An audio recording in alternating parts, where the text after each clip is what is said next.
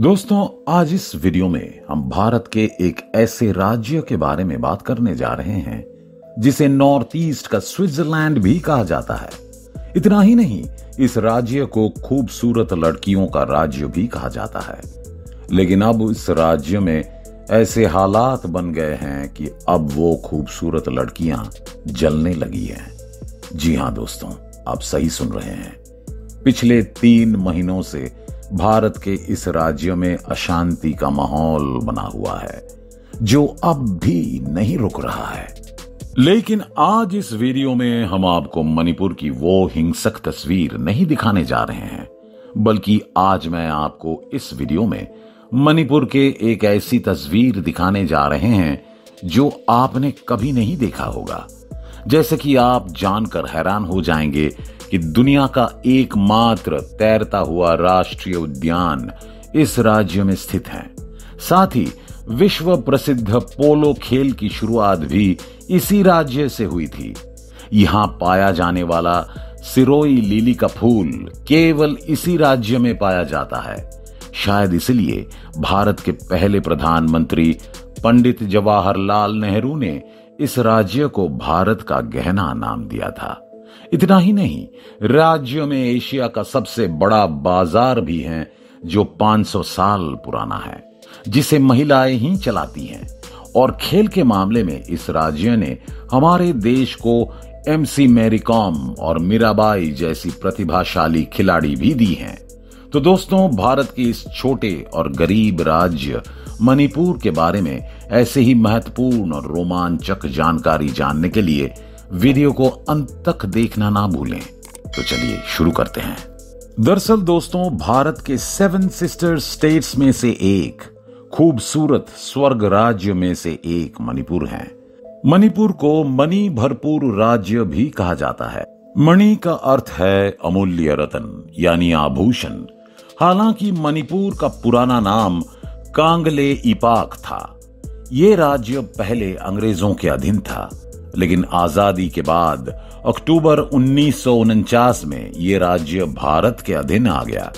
बाद में 1956 में इसे केंद्र शासित प्रदेश घोषित कर दिया गया।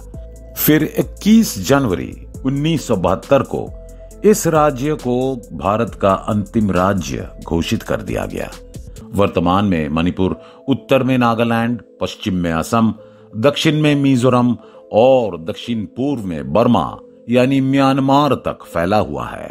दोस्तों, मणिपुर को ऑर्किड बास्केट के नाम से भी जाना जाता है क्योंकि यहाँ खूबसूरत ऑर्किड फूलों की 500 प्रजातियां उपलब्ध है। साथ ही आपको बता दें कि मणिपुर का राष्ट्रीय फूल सिरोई लिली है क्योंकि ये फूल पूरी दुनिया में केवल मणिपुर में ही पाया जाता है। ये फूल इतना मनमोहक और सुंदर है कि 1948 में लंदन की रॉयल हॉर्टिकल्चर सोसाइटी ने इस राज्य को इसकी सुंदरता के लिए अवार्ड ऑफ मेरिट से सम्मानित किया। दोस्तों, मणिपुर भारत का तीसरा सबसे गरीब राज्य है। वही अगर वर्तमान समय में यहाँ की जनसंख्या की बात करें तो ये लगभग 35 लाख होगी। इसमें से 41% हिंदू हैं, 41% ईसाई हैं और लगभग 9% मुस्लिम हैं और बाकी अन्य धर्मों के लोग हैं। मणिपुर एक ऐसा राज्य है जहां ईसाई समुदाय बहुत तेजी से बढ़ रहा है और हिंदू समुदाय घट रहा है। 2011 की जनगणना के अनुसार लिंग अनुपात प्रति 100 प्लस पुरुषों पर 87 महिलाएं हैं, जो 7 सिस्टर स्टेट्स में सबसे अधिक है। मणिपुर में सबसे अधिक बोली जाने वाली भाषा मीथेई है, जिसे मणिपुरी भी कहा जाता है। दोस्तों, आपको भारत की एकमात्र तैरती हुई लोटक झील मणिपुर में स्थित दिखाई देगी। ये उत्तर पूर्व भारत की सबसे बड़ी मीठे पानी की झील है। ये झील अपने तैरते मिट्टी के आइलैंड और तैरते पौधों के लिए प्रसिद्ध है। इन तैरते निचले समूहों को मणिपुर के लोग फूमदी कहते हैं। तैरते हुए समूह के कारण फूमदी को भारत का तैरता हुआ आइलैंड भी कहा जाता है। इसलिए ये झील मणिपुर के प्रमुख पर्यटक आकर्षणों में से एक है। केइबुल लमजाओ राष्ट्रीय उद्यान ये दुनिया का एकमात्र तैरता हुआ राष्ट्रीय उद्यान है और ये तैरती हुई लोटक झील का ही एक हिस्सा है। इस राष्ट्रीय उद्यान में आप मणिपुर का राष्ट्रीय पशु शंघाई हिरन और विभिन्न प्रकार के पशु पक्षी भी देख सकते हैं, जो पूरी दुनिया में केवल मणिपुर में ही पाए जाते हैं। दोस्तों, अब हम आपको बताते हैं कि मणिपुर में कुकी, मिथेई और नागा जैसे लोगों के 30 से अधिक समूह रहते हैं। और नागालैंड की तरह ही मणिपुर भी संस्कृति, त्योहारों और वेशभूषा के लिए अपनी अलग पहचान रखता है। यहाँ मणिपुर में कांग त्योहार, कूट त्योहार, मणिपुर संगाई त्योहार, चुम्पा त्योहार, डोल यात्रा जैसे कई अन्य त्योहार मनाए जाते हैं। लेकिन सबसे प्रसिद्ध त्योहार होली के साथ साथ याओशांग त्योहार है, जो फरवरी मार्च में 5 दिनों तक चलता है। इसे होली का त्योहार भी कहा जाता है। इस महोत्सव में आपको मणिपुर की कला संस्कृति, उनकी वेशभूषा और विभिन्न नृत्य भी देखने को मिलेंगे। हालांकि त्योहारों के अलावा नृत्यों में भी मणिपुर की एक अलग पहचान है। यहाँ लोक नृत्य और शास्त्रीय नृत्य का मिश्रण दिखाया गया है। और आपको बता दें कि मणिपुर का सबसे खास नृत्य रासलीला है।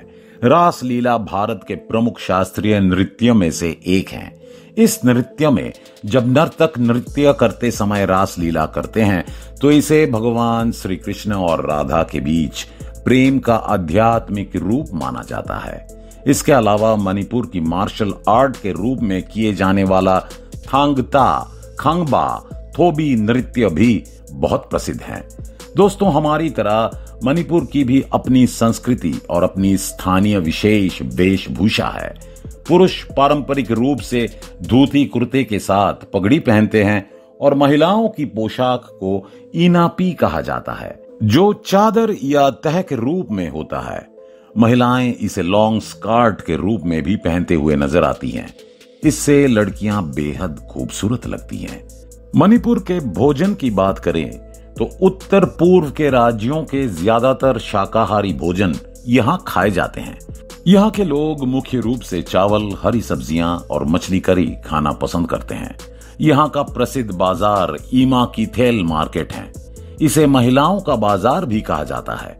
ईमा कीथेल शब्द का अर्थ है मां, यानी मां बाजार। ये एशिया का सबसे बड़ा महिला बाजार है और इस बाजार में केवल महिलाएं ही दुकान लगा सकती हैं। और इस मार्केट को करीब 5 से 6 हजार महिलाएं संभालती हैं। ये बाजार भी मणिपुर के प्रमुख पर्यटन स्थलों में से एक है। आपको ये भी बता दें कि विश्व प्रसिद्ध यूरोपीय पोलो खेल का जन्म भी इसी राज्य में हुआ था। स्थानीय लोग इसे पुलू कहते हैं, बाद में ये पोलो बन गया।